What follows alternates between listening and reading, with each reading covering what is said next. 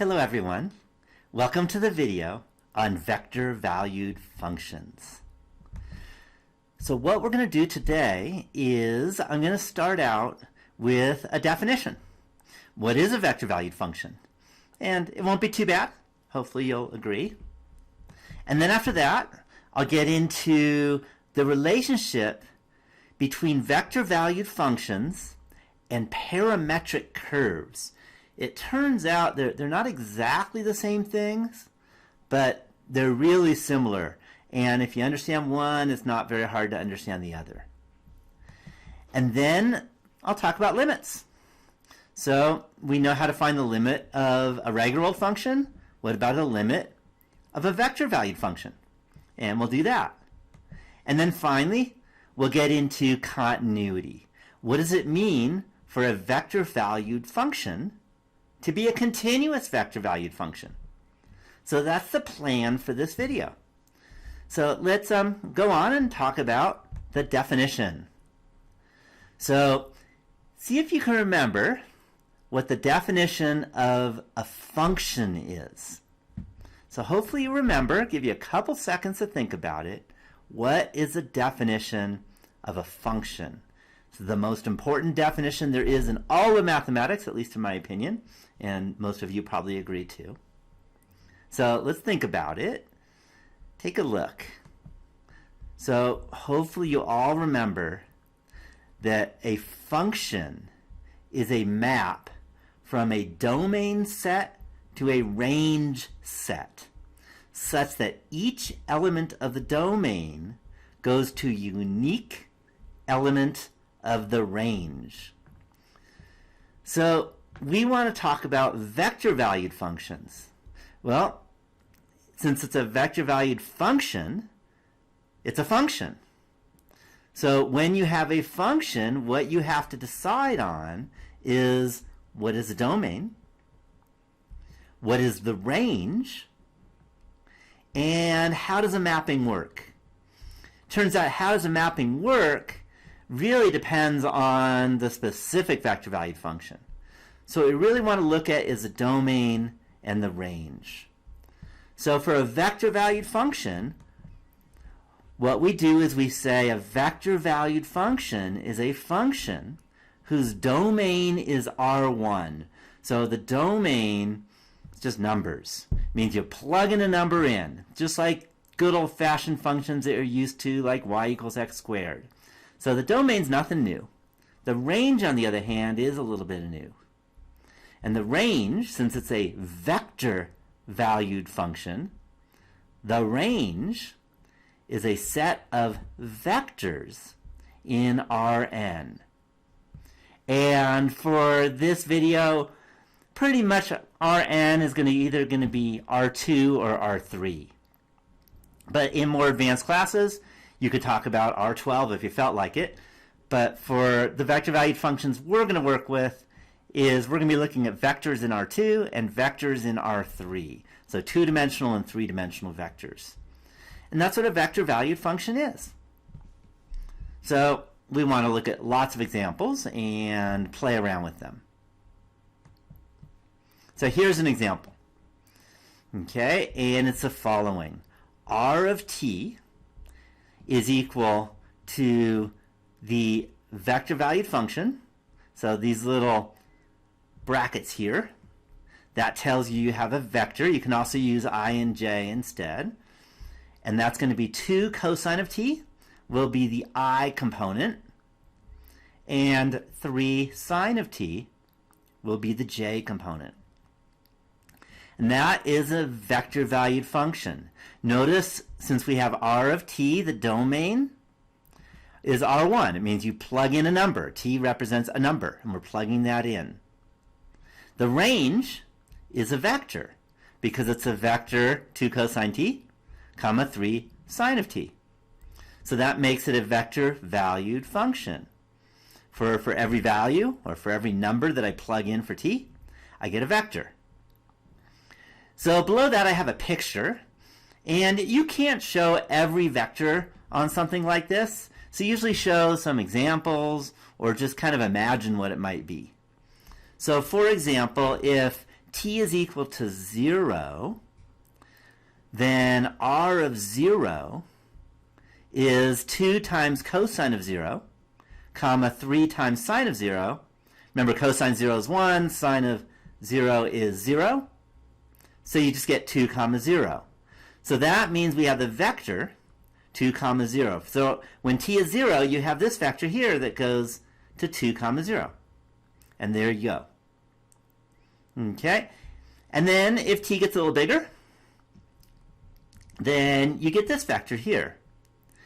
If t gets more bigger, even bigger, then you get this vector, and etc., etc. So as t increases, you get vectors that literally kind of spin around this ellipse.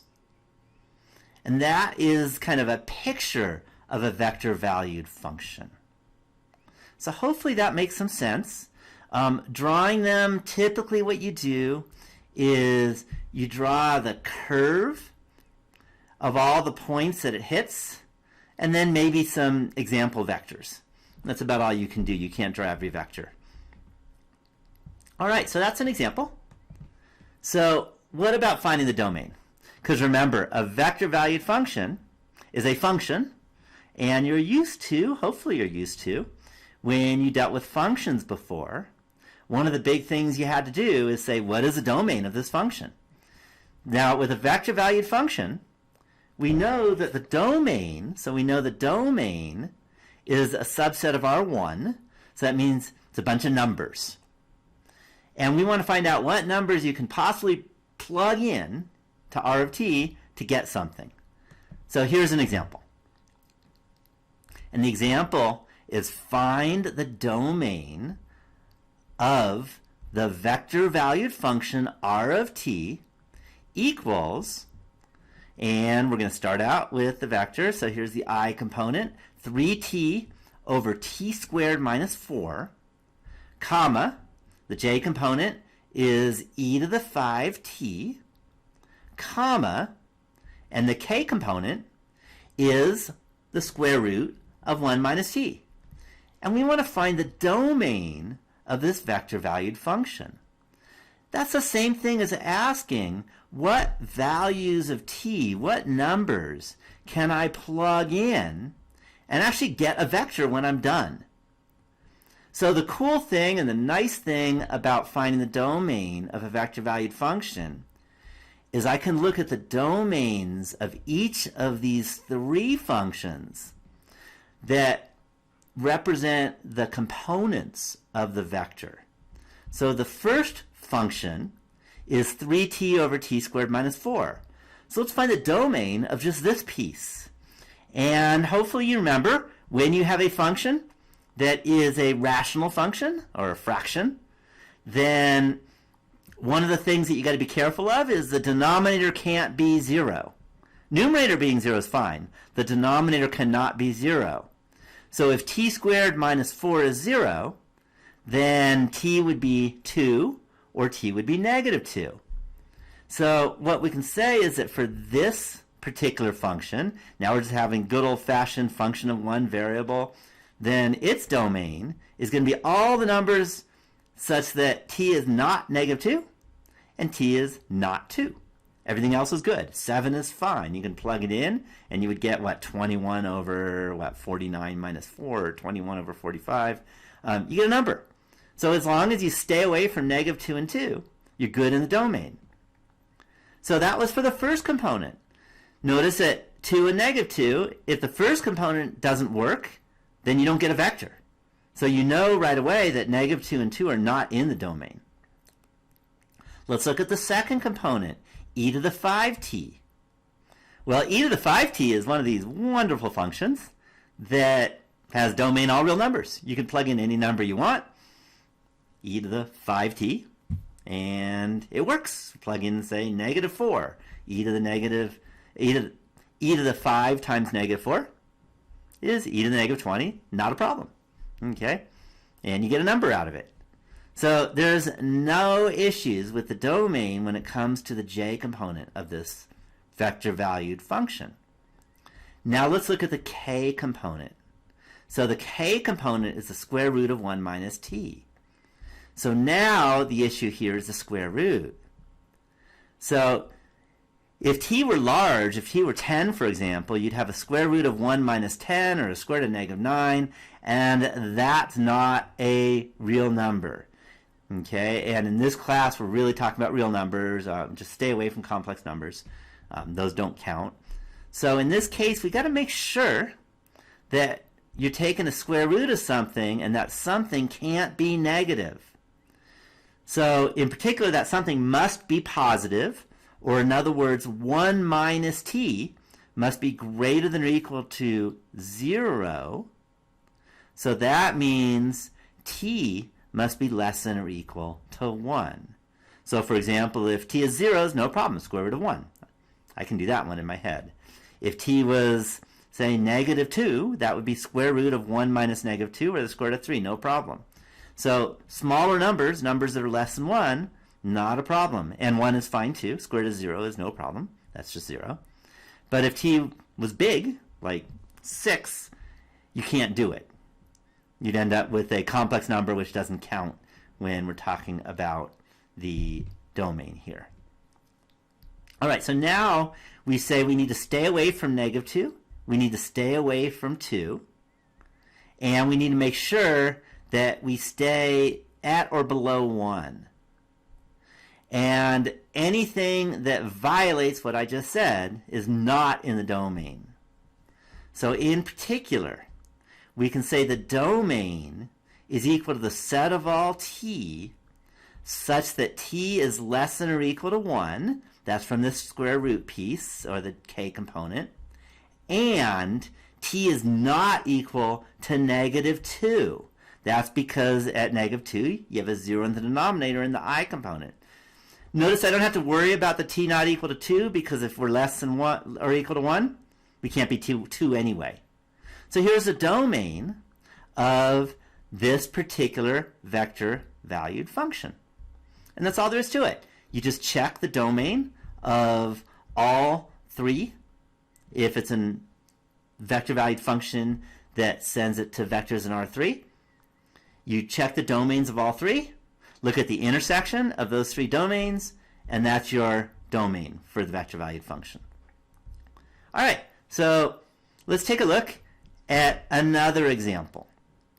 And this example is sketch the vector valued function r of t is equal to the vector 2 cosine t, comma 2 sine t, comma t over 5. T between negative 10 and 10. All right, so this is kind of hard to do by hand. And hopefully you're used to the fact that when you have things in 3D and you want to draw stuff, it's probably the best idea to use a computer. Because it's a lot, at least for me, maybe you are an amazing artist, but I'm not. I suck as an artist. But I can handle a computer. So since this is 3D, I'm going to use CalcPlot 3D. So let me leave the PowerPoint for a bit.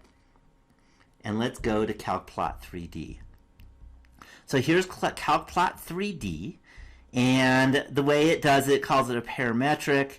And the first component was 2 cosine t. The second component was 2 sine t. The third component was t over 5. T was between negative 10 and 10.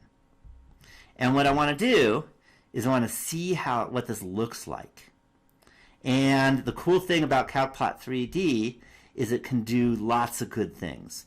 One is we can see that what we call the trace of this vector field looks like this. It's a helix.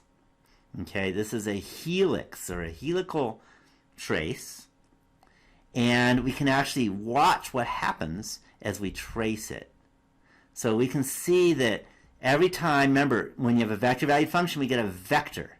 So as I animate and as I move this around, we can see a vector, a new vector, which I'm animating and moving, as t gets bigger and bigger and bigger.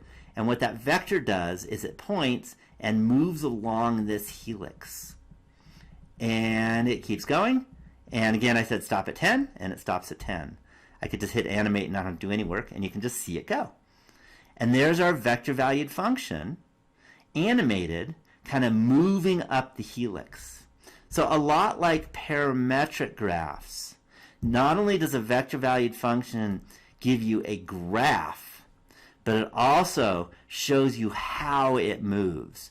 So we're actually moving around this helix as it goes, whereas the graph itself doesn't show you the motion. And the way this works is you can actually see the vector, which is kind of cool. Again, good luck trying to do this by hand without using a computer. But with a computer, I love computers because they can like show you what's going on. So hopefully you see that vector moving around and moving around and moving around. And there's our vector valued function. R of t equals 2 cosine t, comma 2 sine t, comma t over 5 for t between negative 10 and 10. And it moves that way.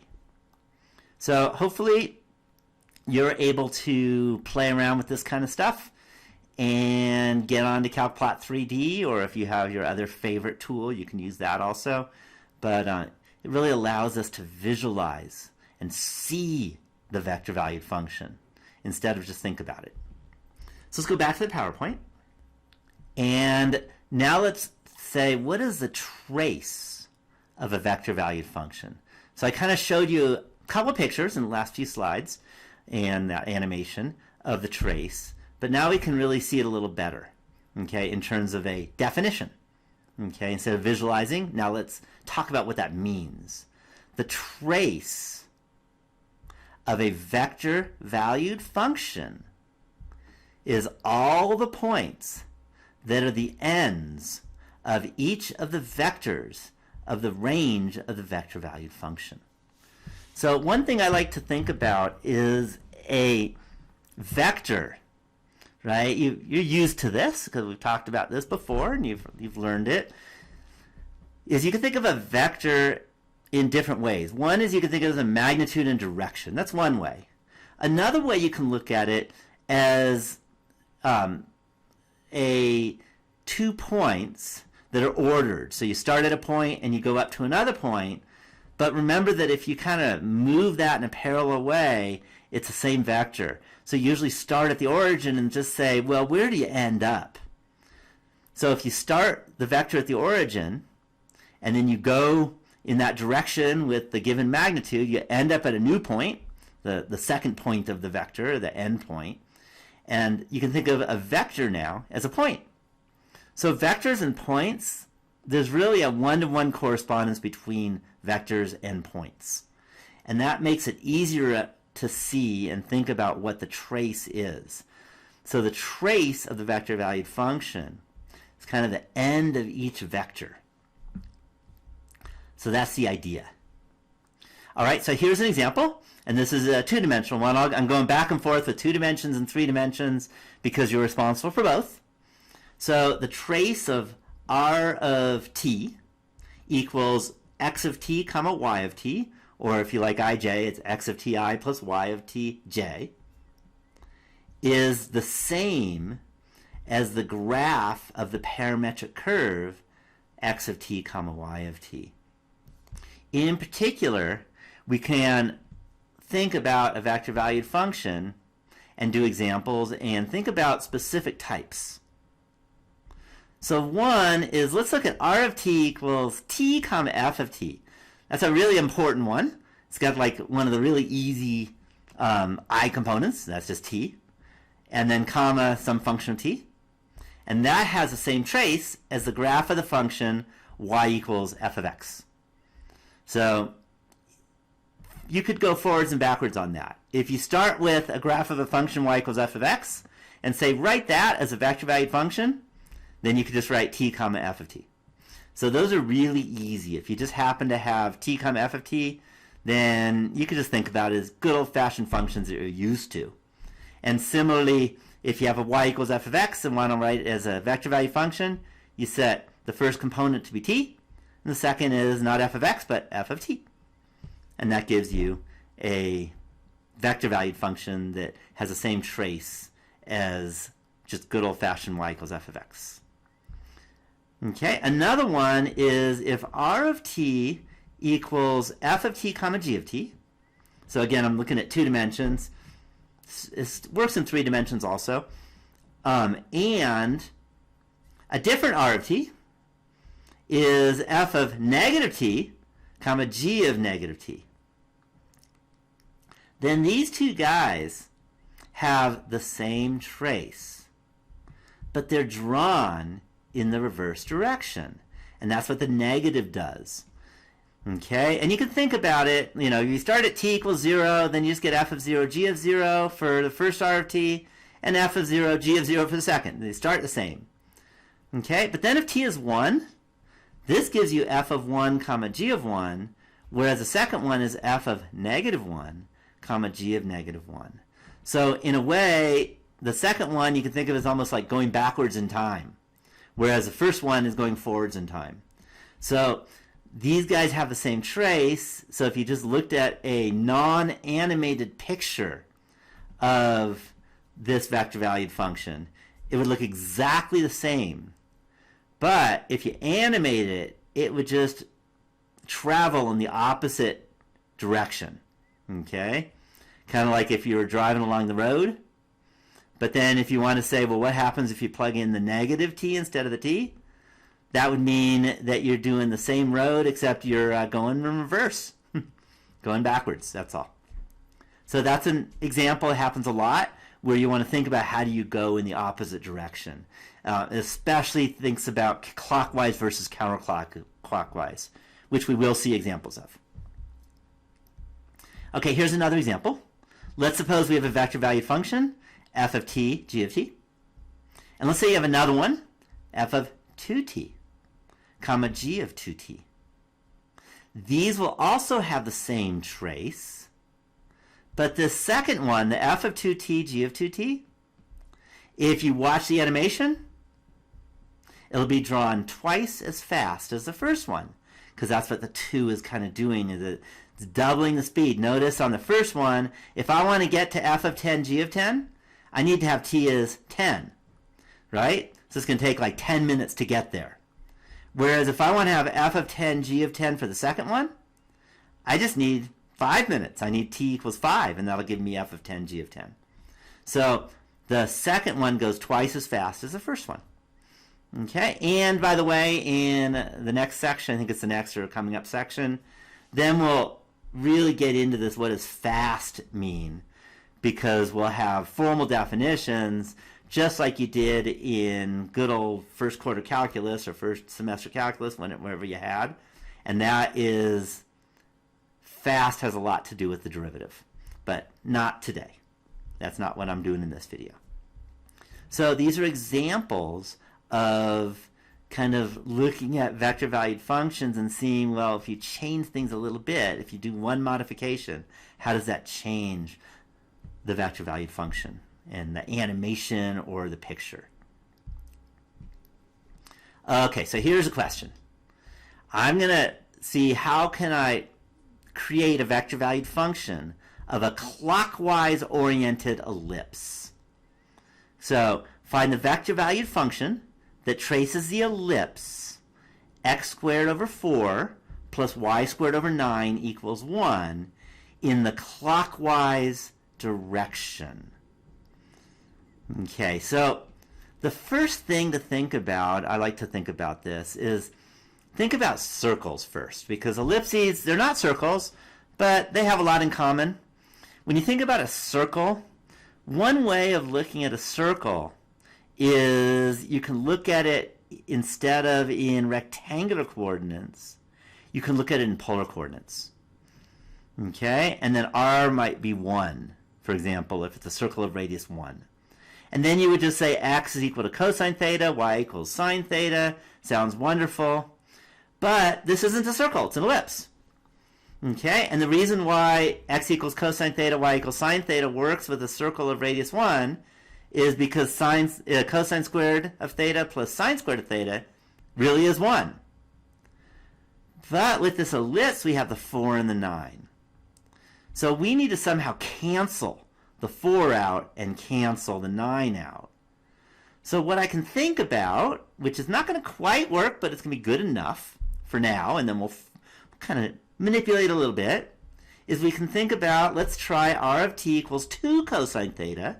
So that way when you square 2 cosine theta, you get 4 cosine squared theta, and the 4's cancel. And think about the second component being 3 sine theta, so that when we square 3 sine theta, you get 9 sine squared theta, and the 9's cancel, and then you really do get cosine squared of theta plus sine squared of theta. Looks wonderful, but this doesn't quite work.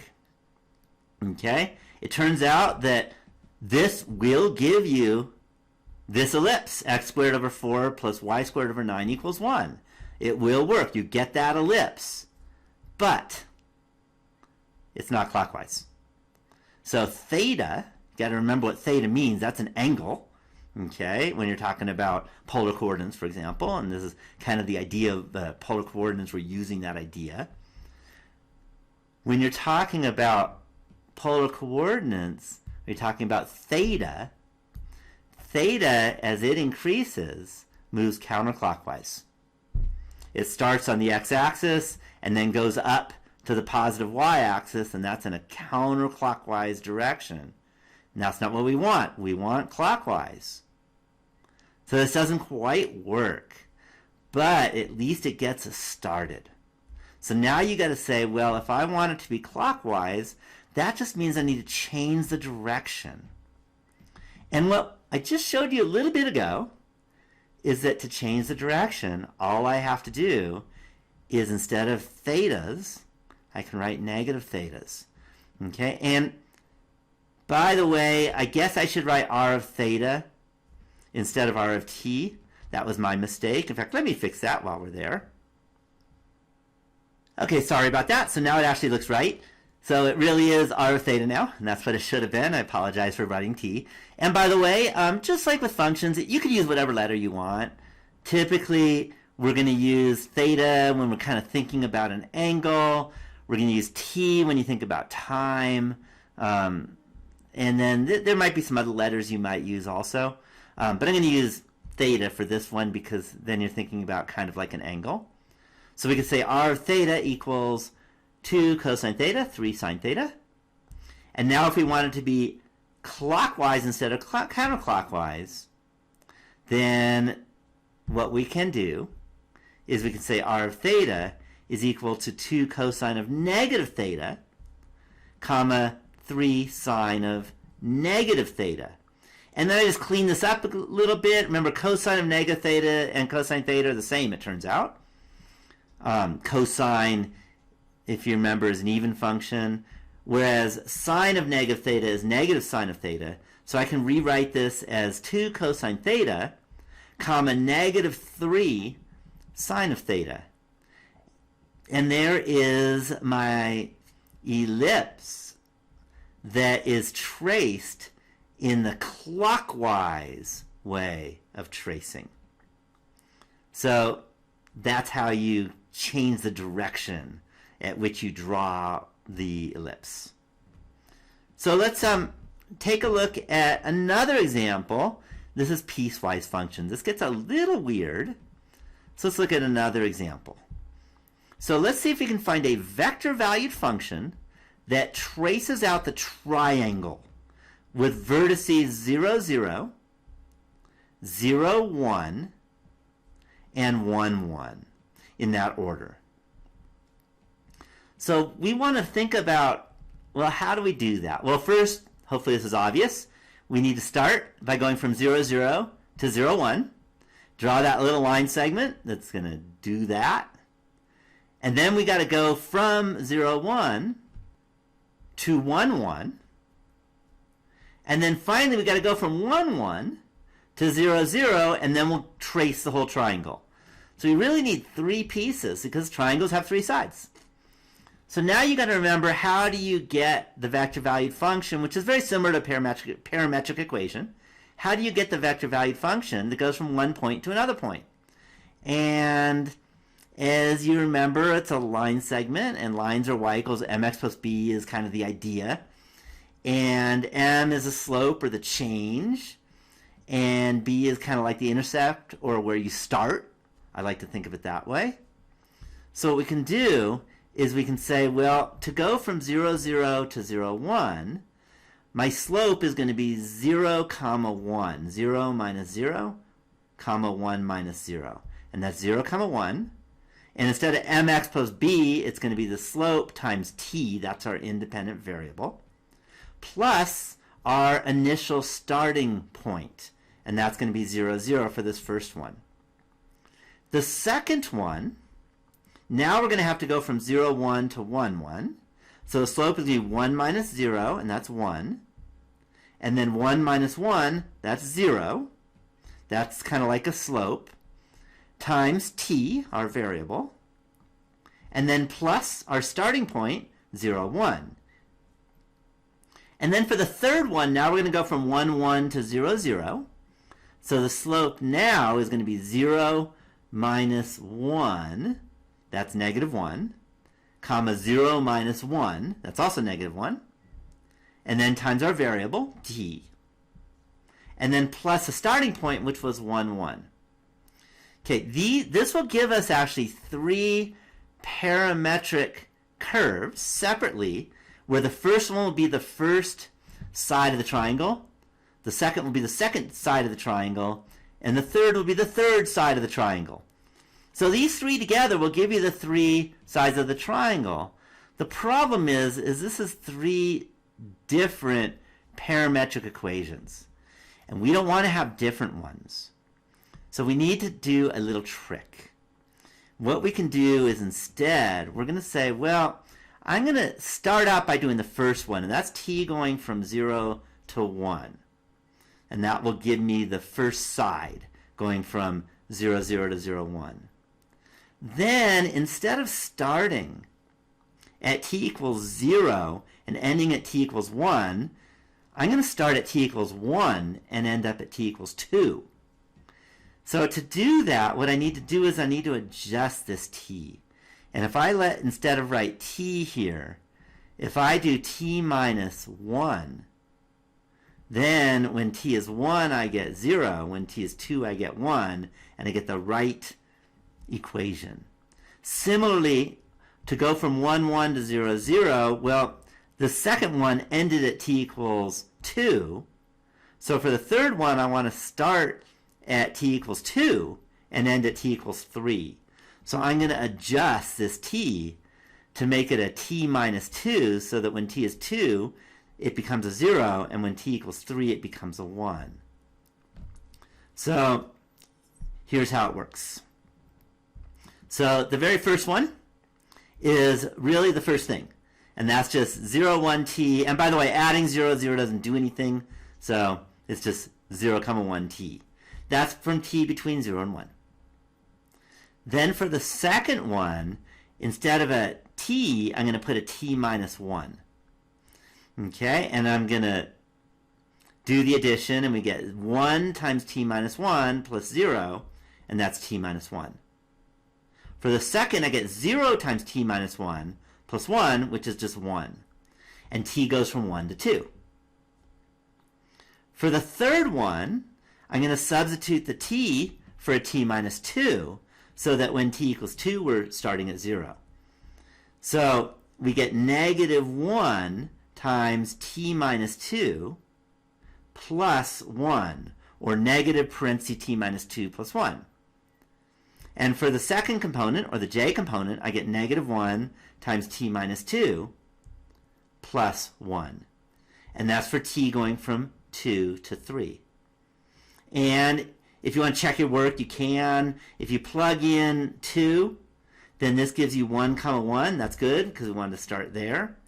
If you plug in 3, then if you work this out, this gives you 3 minus 2 is 3. 3 minus 2 is 1.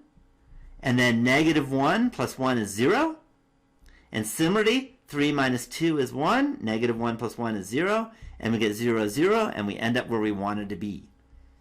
So here is a piecewise defined vector valued function that gives you the triangle with the vertices 0, 0, 0, 1, and 1, 1. So hopefully that makes sense. If there's any little pieces of it, because it's probably the most complicated thing of this entire video, if there's any pieces of it you don't understand, you can always ask me, or ask your instructor, whatever, or tutor. And also, it's a video, so you can always go back and listen to it again if there's something that you want to hear a second time. It's a cool thing about videos. So that's a piecewise function. So here's the formal definition of the limit of a vector valued function. And that is the limit as t goes to t naught of a vector valued function r of t is equal to L, where L, by the way, is a vector, because remember the range of a vector valued function are vectors, not numbers. So L is a vector here. If the limit as t goes to t naught of the magnitude of r of t minus L is equal to 0. So notice that the magnitude of a vector is not a vector anymore. The magnitude of a vector is a number. So what we've done is we've said if you want to find the limit of a vector valued function, then we can think about the limit as a good old regular old function that's not a vector valued function, because remember, as soon as you take a magnitude, it's not vectors anymore, then the range are numbers. Then we can use that instead. So one way of thinking about it is the limit being L of a vector valued function, you would think that, well, as t gets really close to t naught, your vector should be really close to this limit vector L. Well, if two vectors are almost the same, and you subtract them, then you get something that's very close to the 0 vector. And if you take the magnitude of the 0 vector, that gives you 0. So the magnitude of the difference between a vector that is the r of t, where t isn't quite t naught, but really close to t naught, that vector should be very close to L, so the magnitude of the difference should be very close to 0. So there's our definition of a vector valued function's limit. Now, you might remember from your first class in calculus that there was a limit definition that was really complex. If you remember, you said let epsilon be greater than 0, then there exists a delta such that, and blah, blah, blah, you go on and on and on. And it was complicated and difficult. But then when you actually go find limits, you rarely have to use the whole epsilon delta thing. Usually you just go ahead and find the limit. And it turns out with vector valued functions, instead of having to use this definition, which could be kind of messy, there's an easier definition, or actually theorem, that we can use that says that it's equivalent to this definition. And here's how it works. So let's suppose that we have a vector valued function, and that's equal to f of t, comma g of t, comma h of t. Okay, and by the way, if it was two-dimensional, this still works. You just get rid of the third component. And then the limit as t goes to t naught of r of t is equal to a comma b comma c. That's our L. Okay, and by the way, again, if it was two dimensions, you just get rid of the c. If and only if the limit as t goes to t naught of f of t equals a, the limit as t goes to t naught of g of t equals b, and the limit as t goes to t naught of h of t equals c. So what that tells us is if we want to find the limit of a vector valued function, then we could just take the limit of each of the components and do that. That's all we need to do. And that gives us the limit. Let's look at an example of this big theorem that helps us find the limit of a vector valued function. So here's how it goes. Let r of t equal t cubed plus 6t over t squared plus 2t comma e to the 3t, comma sine of 5t over t. Find the limit as t approaches 0 of r of t. The last thing I want to do is use the definition. And maybe the last thing would be epsilon delta, but I don't want to do any of that stuff. I'm going to use a theorem. I'm much happier to just find three limits and just put them together than to try and take a magnitude of this mess and deal with that. So instead, what I'm going to do is I'm going to find each of the three limits. So let's start out with the limit as t goes to 0 of t cubed plus 6t over t squared plus 2t. So that's the limit of the very first component. So when I want to find a limit, if you remember, the first thing I try to do is I plug in. If I plug in, I get 0 over 0. That's not good. So then I have some choices, and the choice I'm going to do is I'm going to use L'Hopital's rule. So I take a derivative. When you get 0 over 0, you're allowed to do this. You take the derivative of the numerator. That gives us 3t squared plus 6 divided by the derivative of the denominator. That gives us 2t plus 2. And now I can take the limit as t goes to 0. And if I plug in, now it's kind of nice. I get 0 plus 6 is 6 on the top. And I get 0 plus 2 is 2. That's just 6 over 2, and 6 over 2 is 3. And that's beautiful. Now let's find the second limit. So the limit as t goes to 0 of the second component, e to the 3t. Well, if I plug in 0, I get e to the 3 times 0, or e to the 0. E to the 0 is 1. I don't have to do anything hard. That was an easy one. So now that we've got the first and the second component, let's get the third component. So I take the limit as t approaches 0 of the third component, sine 5t over t. And if I plug in 0, I get sine of 0 over 0. Sine of 0 is 0. I get 0 over 0. That's not good, but I could use L'Hopital's rule. And I take the derivative of sine of 5t. That's 5 times the cosine of 5t. I did use the chain rule for that. And the derivative of t is just 1. So now I take the limit as t goes to 0, 5 cosine of 5t over 1. If I plug in 0 now, I get 5 times cosine of 0. Cosine 0 is 1. So that just gives me 5 on the top, 1 on the bottom. And that gives me 5. So now I'm ready to just put it all together. And what I can say is the limit as t goes to 0 of r of t is just the three components, 3, comma 1, comma 5. And there's my limit. So if you want to find the limit of a vector valued function, you just find the individual components, put them together, and then you're done.